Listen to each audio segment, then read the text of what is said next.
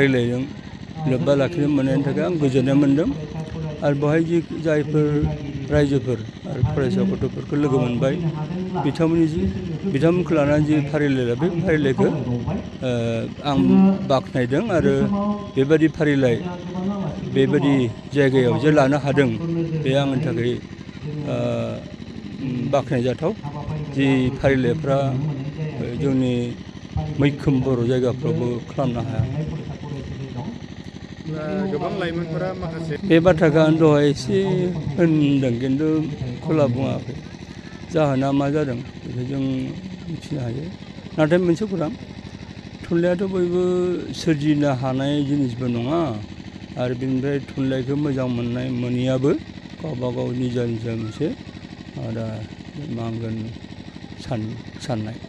दा बिदि जायफ्रा मोजां मोनो बिथांमोना फैदों जायफोरा बेखौ बिनि सायाव जेबो ओंथि गैया बायदि सानो बिथांमोनाथ' फैनायनि खुनु लाबा लाबनि खोथाखौ सानाबो माबानाय नङा। ओंखायनो जों नुदों कालसार बा जिखुनु जोंहा मेथाइ खननाय दामनाय देनाय मोसानाय फावथिना दिन्थिनाय सावथुन दिन्थिनाय बेफोराव जोंनि बर'फ्रा मैखोमै बाहागो लायो आरो बे बेलायाव जोङो गावखौ रंजाहोनायनि थाखाय इन्जयमेन्टनि थाखाय हयथ' बाहागो लायो। बेनिफ्राय सोलोंनो खायफा हादों खायफा खिन्थु बेबायदि सोलोंनायनिफ्राय माने बेबायदि देरहासार जानो हायाखै। थुनलाइया ओरैबायदि जिनिस जि थुनलाइया गावनि अनुभुति गावनि गोसोनि जिथु साननाय बे साननायफोरखौ फोरमायनाय जायो। दा बे फोरमायनो थांनायाव सासे थुनलाइगिरिया बा सासे थुनलाइ सोरजिनो नागिरनाय मानसिया एसेबाबो आलादा जाखायो। बिनि सानसुमा गोसो सानसुमै गोसो बिनि सानस्रि बे गासैबो बेलेग जाखायो बिदि आं नुयो आरो। ओंखायनो उन्दैनिफ्रायनो खायफा बे बेलायाव बिथिं माने थुनलाइ सोरजिनाय बेलायाव एसे आगान होनाय बा बिदि बाहागो लानायखौ नुयो। दा बेबायदि जायगा जेरावनोखि आबादारि मोनसे गामिफोर दङ जेराव आबादारि बिमा बिफानि जों गथ'फोर बा फरायसाफोर बिसोरो थुनलाइनि सोमोन्दै जेसेबां इस्सा खालामगोन हयथ'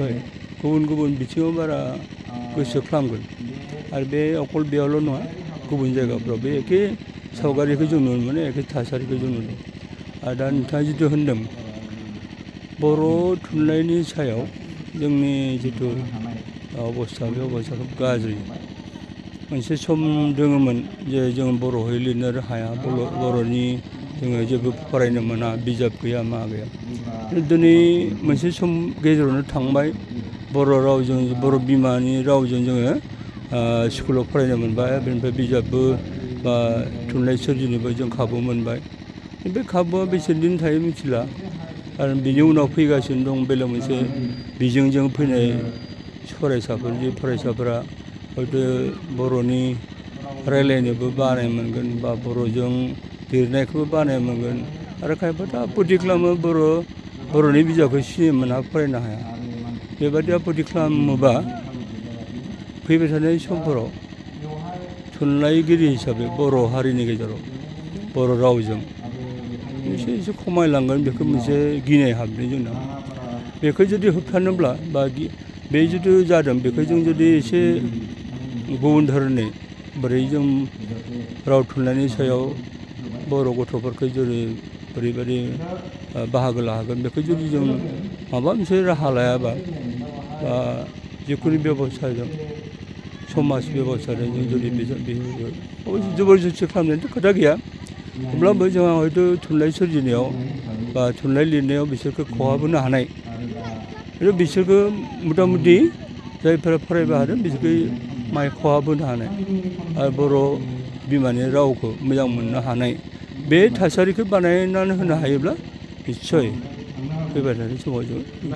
दिनैनि दिनाव बर' मिडियाम थांना थागोन ना थाया बेथ' बिराद मोनसे गिदिर सोंनाय आरो बेखौ बिनि उत्तरखौ जोङो एसे माने हथारै होनो हानाय अबस्था गैया। दायो जों मिथिनाय बादिब्ला सारा जोंनि बर'फोरनि गेजेराव बर' मिडियामाव फरायनाय फरायसानि अनजिमाया 6000नि बारा नङा बर' मिडियाम दा 6000नि जुदि बारा नङाबा अब्ला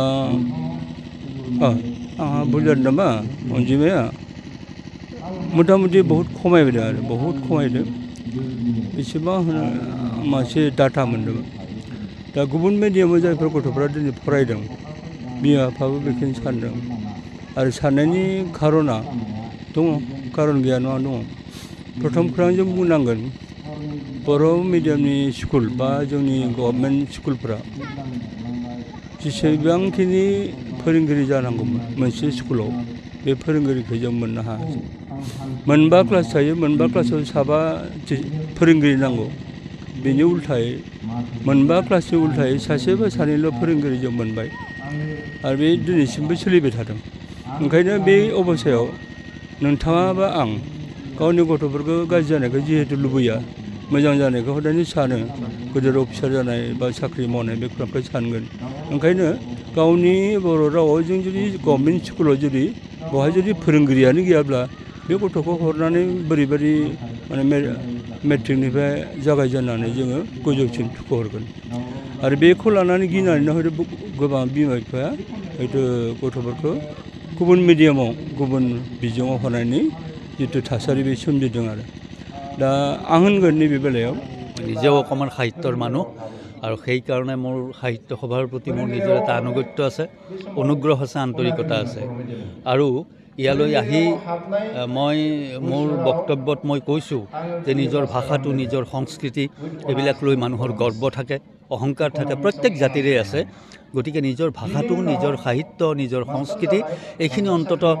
মানুহে শিকিব লাগে আমাৰ ল'ৰা ছোৱালীয়ে শিকিব লাগে মই অভিভাৱক অভিভাৱিকাসকলক এই কথাটোকে মই মোৰ বক্তব্যত কৈছোঁ যে ভাষাটো নিজৰ ভাষাটো প্ৰথম নিজে ৰক্ষা কৰিব লাগিব নিজৰ জাতিটো ৰক্ষা কৰিব লাগিব নিজৰ সংস্কৃতি ৰক্ষা কৰিব লাগিব তেতিয়াহে এটা জাতিৰ উত্তৰণ ঘটিব বা এটা জাতি পথ প্ৰদৰ্শক হিচাপে বিশ্ব দৰবাৰত জিলিকি থাকিব ইয়াৰ বিষয়ে আমাৰ এতিয়া ভাষাৰ আন্তৰিকতাটো নিজৰ পৰা আহিব নিজৰ ভিতৰৰ পৰা আহিব আমি কোনো এটা মাধ্যমত কোনোবা ল'ৰা ছোৱালী পঢ়াইছে সেই কথাটোত আমি অভিভাৱক অভিভাৱিকাসকলৰ নিজস্ব ধাৰণা আছে ধ্যান ধাৰণা আছে তেওঁলোকৰ নিজস্ব সপোন আছে সেইবিলাকক আমি ব্যাঘাত জন্মাব নোৱাৰোঁ কিন্তু কথাটো হৈছে কি তাৰ মাজতো আমি আমাৰ যিটো ভাষা সেই ভাষাটো শুদ্ধকৈ আৰু খুব সুন্দৰকৈ ব্যৱহাৰ কৰিবলৈ শিকিব লাগে ভাষাৰ যদি ব্যৱহাৰ নাথাকে সেই ভাষা পৃথিৱীত জীয়াই নাথাকে আৰু ভাষা নাথাকিলে সংস্কৃতি নাথাকিব সংস্কৃতি নাথাকিলে এটা জাতি জীয়াই নাথাকিব গতিকে নিজৰ ভাষাটোৰ ওপৰত মই সদায় প্ৰাধান্য দিওঁ শুদ্ধ আৰু খুব সুন্দৰভাৱে নিজৰ ভাষাটো ক'ব পাৰিব লাগিব মাধ্যমটো মানে আপোনাৰ কোনো অন্তৰায় হ'ব নোৱাৰে অন্য মাধ্যমত পঢ়ালেও এজন মানে নিজৰ জাতিৰ নিজৰ ভাষা কোৱা মানুহৰ ভাষাটো ভাষা হৈয়ে জীয়াই থাকিব